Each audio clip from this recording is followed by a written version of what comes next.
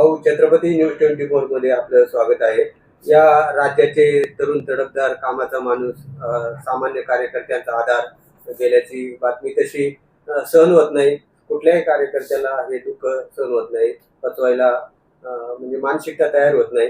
तुम्ही तर त्यांच्या पक्षामध्ये काम करत होता प्रवक्ते पदावर. काय दादांच्याबद्दल भावना व्यक्त करा? दादा गेलेलं अजून सुद्धा आमच्यावर स्वतःचा स्वतःवर विश्वासच बसत नाही. बातमी खोटी आहे असं वाटतंय आज पण. आता जवळपास 13 दिवस उलटून गेले.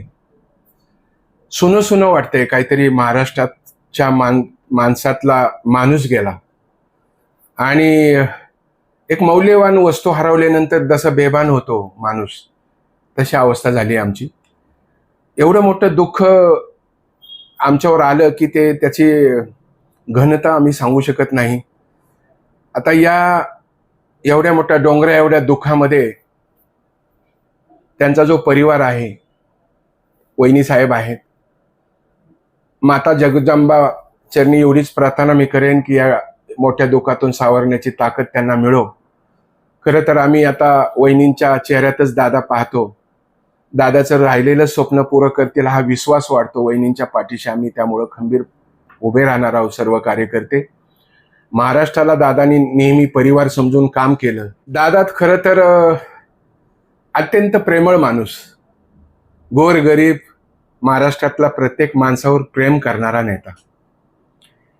जसं मायबापाने हात फिरवून गोंजारून लेकराला बोलावं तसं दादा नेहमी बोलायचे. प्रत्येकावर प्रचंड प्रेम दादानी केलं आणि महाराष्ट्रातल्या जनतेने पण दादांवर त्याच पद्धतीने प्रेम केलं.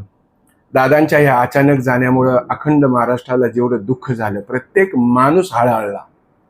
मग तो आदिवासी पाड्यावरचा असेल, पारद्याच्या पिढीवरचा असेल, लमानी तांड्यावरचा असेल, गाव कोसा बाहेरचा माणूस असो, सर्वसामान्य माणूस तळमळ हळहळला. याचं कारण म्हणजे प्रेमळ स्वभावाचा दादा गेला. आता असा दादा पुन्हा या महाराष्ट्राला मिळणार नाही.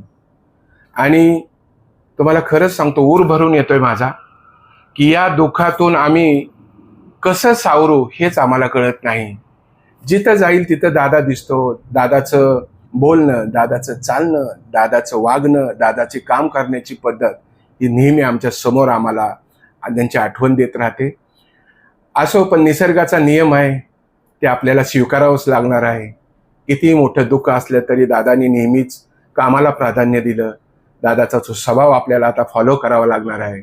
म्हणून मित्रांनो, एवढं सांगेन मी की जड अंतःकरणाने मी श्रद्धांजली तरी देऊ शकत नाही दादांना, कारण अजूनही माझा विश्वास माझ्या मनावर बसत नाही की दादा आपल्यात नाहीये.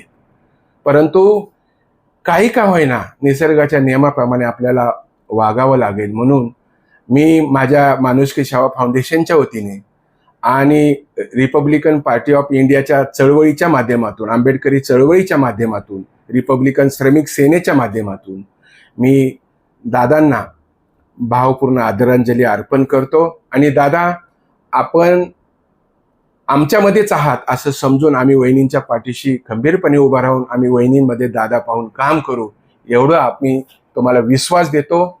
दादा, मिस यू. दादा, आम्ही नेहमी तुम्हाला स्मरणात ठेवू. तुमचं काम, तुमचं बोलणं नेहमी आठवणीत राहील दादा.